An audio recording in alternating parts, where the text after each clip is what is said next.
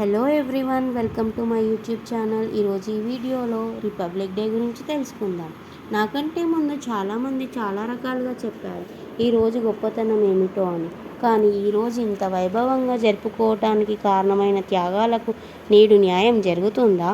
మనకు ఆ స్వతంత్రం రాకముందు మనం ఆ బ్రిటిష్ వాళ్ళ కింద పనిచేసేవాళ్ళం. కానీ మన దరిద్రం ఏమిటంటే ఇప్పటికీ వాళ్ళ కంపెనీలోనే పనిచేయటానికి మొగ్గు చూపుతున్నాం.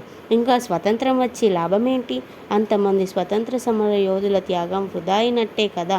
సంవత్సరంలో ఒక్కసారి త్రివర్ణ పతాకాన్ని గర్వంగా ఎగరవేసి తర్వాత దాన్ని మర్చిపెట్టి దాని గురించైనా ఆలోచించాం. ఇదేనా దేశభక్తి? ఈ మాత్రం దానికి ఇన్ని సంబరాలు ఎందుకు సార్? ఆనాటి వారి త్యాగాలు మన కోసం కాదా?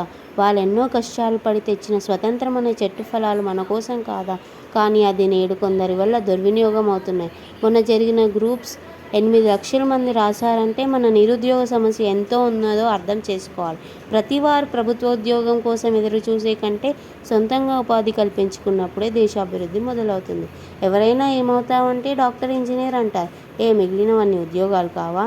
వాటికి పెరిగిన క్రేజ్కు మొన్న జరిగిన ఎంసెట్ చక్కటి ఉదాహరణ.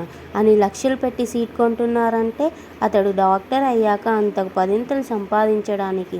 అయినా డాక్టర్ అంటే కొంటే వచ్చేది కాదు, దానికి కష్టపడే తత్వం, జ్ఞానం కావాలి. బంగారు భవిష్యత్తుకు పునాదులు వేయాలన్న తల్లిదండ్రులే పిల్లలని తప్పుదోవ పట్టిస్తున్నారు. ఇప్పుడున్న సమాజంలో ఏమి కావాలన్నా డబ్బుంటే సరిపోతుంది.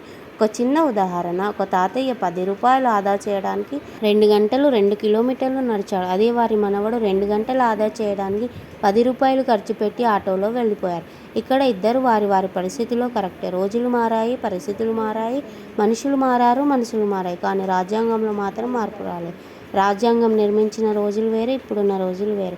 ఇంకా పాత చింతకాయ పచ్చడిలాగే అదే రాజ్యాంగం ఫాలో అవ్వడానికి భారతదేశం ఇంకా 1960స్లో లేదు, 2024లో ఉంది. ఎందరో మేధావుల సమ్మేళనం మన రాజ్యాంగం. దాన్ని తక్కువ చేసి మాట్లాడడం కాదు, దానిలో కొన్ని మార్పులు చేర్పులు అవసరం. If it is not you then who? If it is not now then when? Think once.